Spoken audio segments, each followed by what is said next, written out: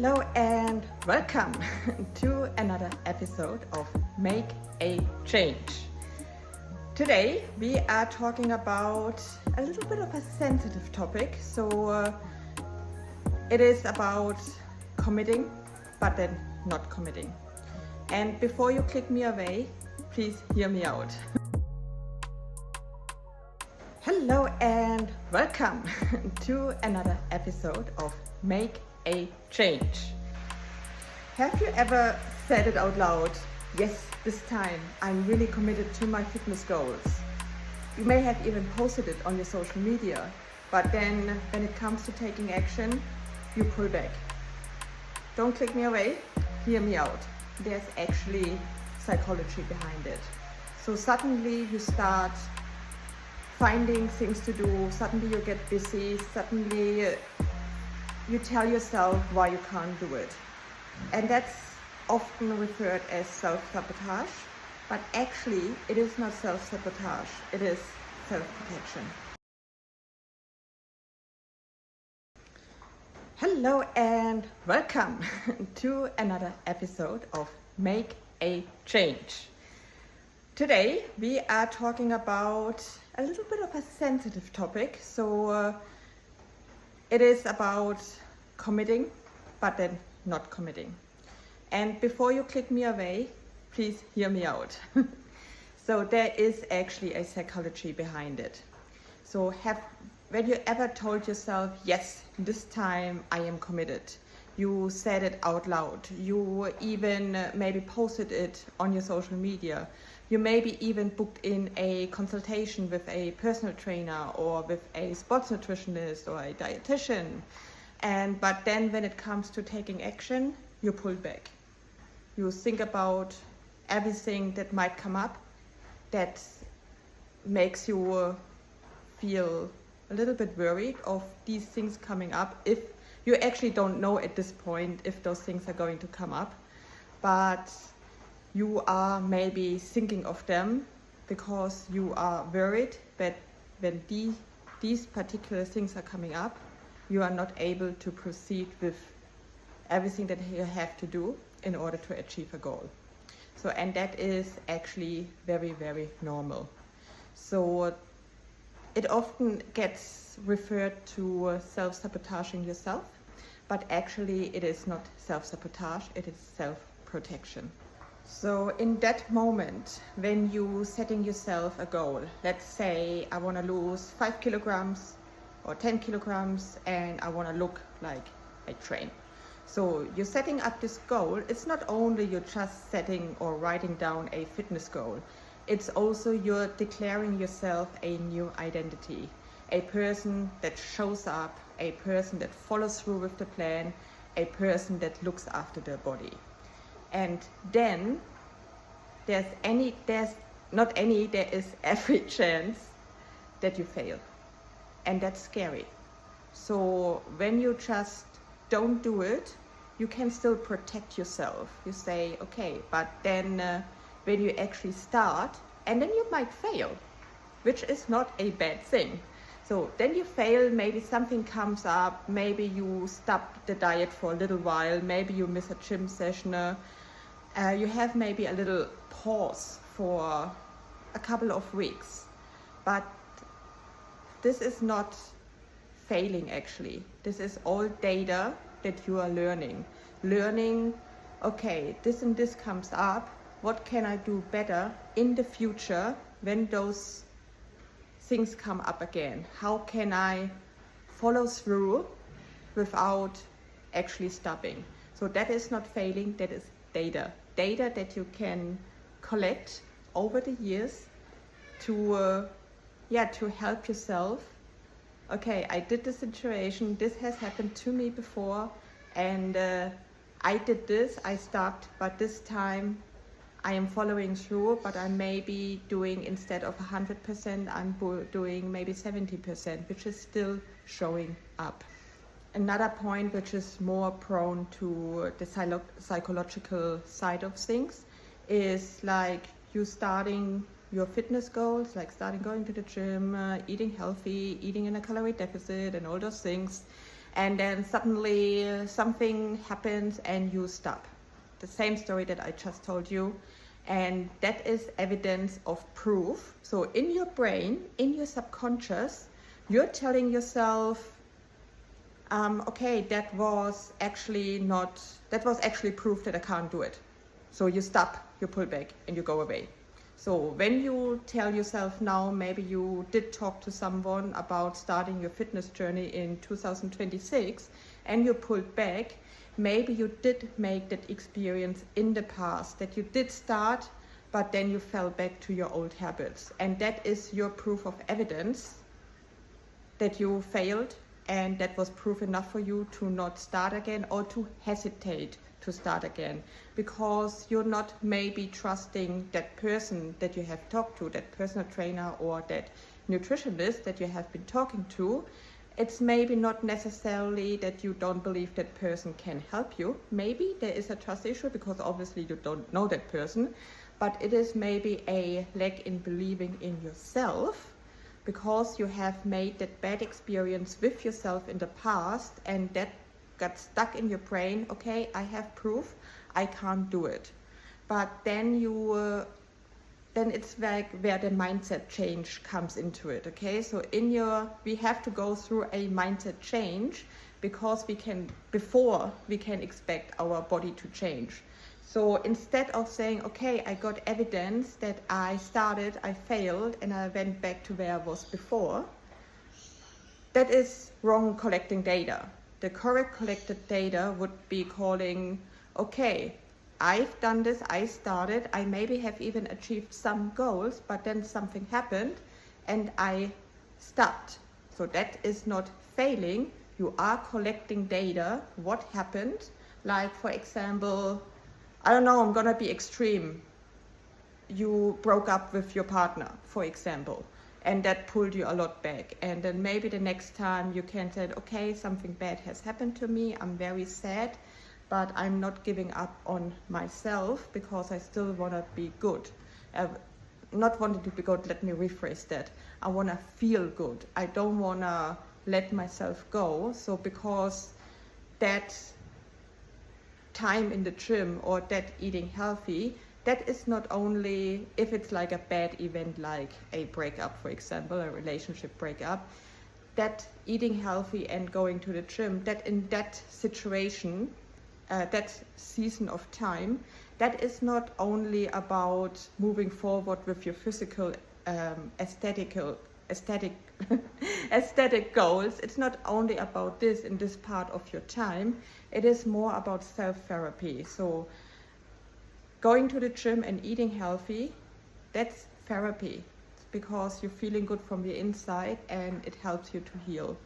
When you just being at home in a dark room, shutting yourself out from the outer world, maybe do that for 1 or 2 days. It's absolutely legit. If you just broke up with your partner, yes, get some pizza, get some chips, get some Coke, lock yourself in your room for 1 or 2 days, but then it's really important to get out of there and get into the social world, because otherwise you are going towards depression. And now I'm getting into a topic that what I am not qualified for, because I am not a psychologist, but I've been working with people for so many years, and from that moment I built up a relationship with my clients. They're telling me so many things about their private lives, and they're not exactly expecting an answer from me, but they just want someone to listen. They know that I'm not a psychologist, but sometimes I get really good in giving advice. So it's just an advice. It's not a professional advice in this case. But yeah, just do you understand what I'm going to? So yeah, it's often about the self-respect, the believing in yourself, and just to keep going even if shit hits the fan. So the next point that is a reason for you pulling back after you said I am committed, but then no, I'm actually not committed now, and you start making those excuses like, oh, it's not a good time now, life is too busy, I got a big bill coming up, or it's just chaotic at the moment. Those things, they might be true, but you're also using them as an excuse, because a good coach actually helps you to get to find a plan around the busy and messy lives. And this is exactly what I am helping with my clients with our Lean Forever method. So we are helping our clients to create a plan which is not a cookie cutter plan, which is a plan that survives chaos and messy days.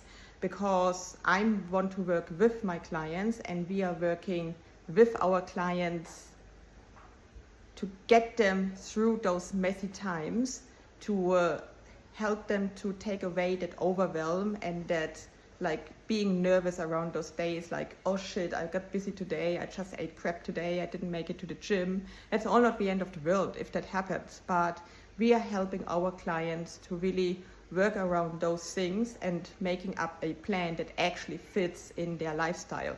So, and I'm really, really big on that. And one very important part is in our coaching, what should I say, within our coaching, within our coaching is communication. I'm so big on communication because if we don't have that, I do not know what you're doing. I don't know what you're struggling with. So once you're communicating that all with me, in this moment, we can see, okay, let's say my client Storm, she has taken part in our Lean Forever method and has lost 12 kilograms within 16 weeks. She had such a chaotic time. It got better now, but she had such a chaotic time last year with her job that she was in. She wasn't happy in her job. She had a lot of stress and mental pressure in her job, and it really put her down. And in this area, we really communicated about those things, and we worked around it.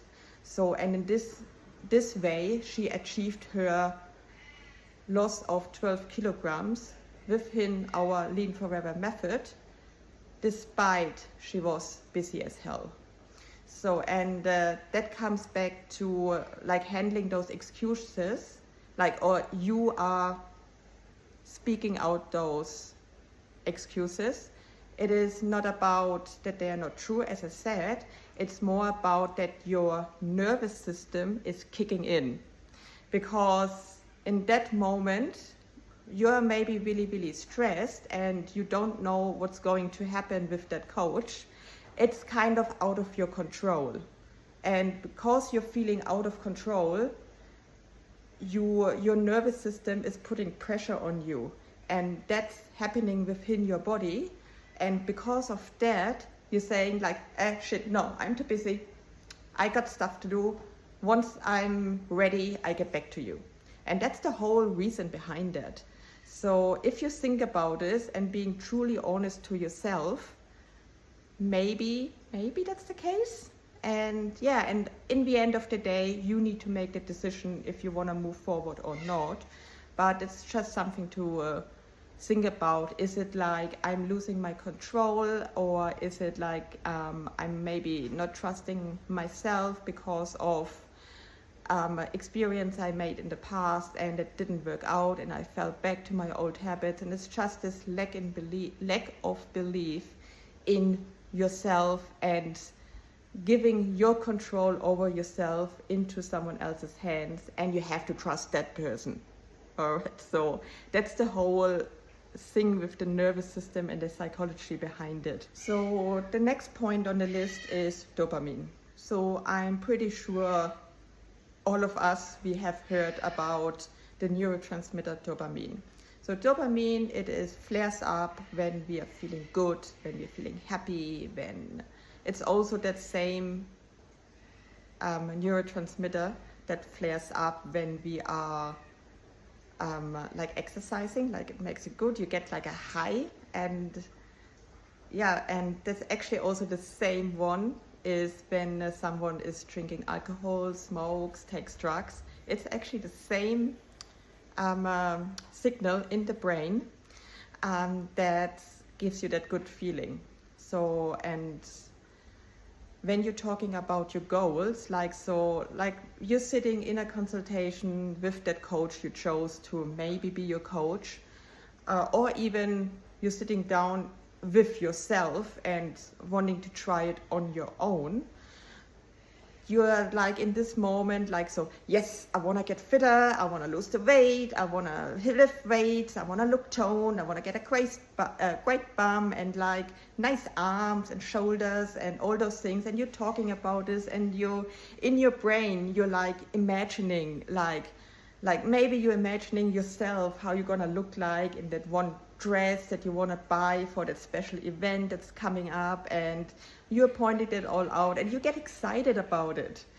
But then it's this, like, as dopamine is starting signaling. So, and this is this like good feeling, and then either yourself sitting at home, okay, now I need to do something, and then your dopamine drops, or the coach that you have been talking to, like, okay, when are we starting? And then in this moment again as well, your dopamine drops, your nervous system comes in, and you're sitting there, fuck, I need to do something now. No, I need to think about this. I can't start now. And so that is nervous system and dopamine. So what we have to do is a mindset shift, because you maybe, everything that is in your brain is like, what happens if I can't be consistent? What happens if something comes up? What happens if I have to travel, either for work, or maybe you have travels with your family in plan? What if I can't be consistent on my holidays? What if I just fail? Because in the end of the day, you're not actually afraid of starting, you're afraid of failing. And as I mentioned earlier, failing is part of it, and failing is good because failing is data. So instead of telling yourself, oh, I can't be consistent, what if this, what if, ask yourself, what is my brain trying to protect me from? And then what I do with my clients is I'm setting up mini goals. So because if you're setting up yourself like, oh, I want to get strong and I want to get muscles, or I want to lose weight like 10 kilograms, they are big goals and it takes time. And you maybe not have the patience for that, which is another big thing, which I don't want to talk about it right now. But yeah, so when you're looking it down, when you're writing it down, I want to lose 10 kilograms. That is a freaking big goal. So instead of setting yourself an outcome goal, setting yourself non-negotiables, okay? So an outcome goal is the big goal in the end of your journey. But you need to set yourself like mini goals that are achievable within a week, within 2 weeks, maybe within a month. So what I do with my clients, if they're coming to me, and I certainly did have it a lot, I want to lose 10 kilograms. Okay, what we're going to do now? We are firstly getting you in the gym, and we're just doing 2 to 3 sessions per week, or depending on what the client is maybe used to, because not everyone is a beginner. Maybe the client is already training. We're just sticking to the baseline, whatever that amount of training they are currently doing. As a look, we're just doing 2 days, maybe 3 days per week. We're doing just like an example, guys, an upper, a lower, and a full body session. That's all I want you to do. Maybe 30 to 40 minutes. Is that manageable? Yes, no. And then we are not starting with tracking your macros and following a strict meal plan. We're not going to start that, because that will overwhelm you. So what we're going to do is like use your hands. So when I had my first coach, she actually taught me to measure with my hands. Like 2 hands full is the amount of veggies on your plate. Then 1 cup is your carbohydrates. 1 thumb is your fats. And 1 palm is your protein. So I usually do with my clients the plate version, because as nutritionists, we like to talk in plates. So I tell my clients half of the plate with colors, salad, veggies, fruit, I don't care. Then 1/4 of the plate, protein. The other 1/4 of the plate, carbohydrates such as sweet potatoes, rice, pasta, bread, and yeah, things like that. And that is something that sounds realistic. And this is all what it comes down. A goal needs to be tangible, it needs to be specific, and it needs to be realistic. And then from there, we can build up slowly. And by only making those little changes, you already feel like more energetic. Your confidence is coming up. You are trusting yourself again because you've been able to actually follow through with those things. And and then from there, as I said, we're building up. Maybe we're integrating longer workouts or an additional day of workouts. Maybe we're going into meal plans or into macro tracking. That is really depending on the person. And like you will be, as I said, communication is big, and I'm talking to my clients on a weekly basis in the coaching sessions, in the check-in session. Okay, where are we at? What are our struggles? What are we going to do now? And we're setting mini goals for the next week. And if that client tells me, oh, Kate, I want to learn how to track my macros, then we are not starting off with like tracking everything exactly. We're starting off with maybe just tracking your protein. Like, I don't want you to weigh out your lettuce and your cucumbers, your veggies in general. I don't need you to do that. That's like, we don't need to do that. But we're starting off with tracking your protein. Then we're trying to actually reach our protein goal. The next step is maybe tracking your carbohydrates. And then we start taking the fats into the calculation, and so on and so forth, because you need to learn how to meal prep then as well. And that can be so overwhelming, because I remember when I started back then, like when I started doing meal prep according to my macros, oh my God, it took me 1,000,000 hours in the freaking kitchen. Nobody has time to stand in the kitchen for like 5 hours. But it took me a really long time. But now I have to say it's been 12 years. It's like second nature. I don't care anymore. It's like driving my car. I just drive my car sleeping. I'm obviously not sleeping while driving, but you know what I mean. It becomes second nature. And yeah, so this is like, if you're just like having those mini steps, that is really taking that overwhelming feeling and that scared feeling, and that actually helps you. Sorry, there's a wild cat outside that's being annoying. I love cats, but this cat is annoying. Sorry. Anyways, back to the topic. And this way you also have control over it, because it is controllable and it is something that can certainly fit into a busy lifestyle. And if you are someone who has pulled back before after saying, yes, I am committed, please let me say this clear and loud. You're not weak, you're not lazy, and you're not a failure.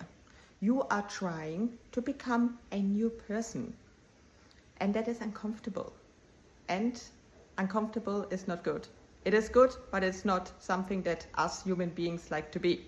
We want to be comfortable. But being uncomfortable for a short period of time, it is required to reach our goals. Because we need to make a change to change into the direction where we want to go. All right? So that change does not require any motivation. It requires safety, it requires compassion, and it requires small promises to yourself that you can actually keep. And if this episode resonates with you, I want you to do the following. Ask yourself in this moment, what is the smallest commitment you can do right now to achieve your goals? And this is how change starts. Thank you so much for watching. It really means a lot to me. And if you did like it, please hit that subscribe button so you don't miss out. Please share it, like it, send me a comment, share it with the others. I want to put out my message and help as many people as I can. And I see you in the next episode.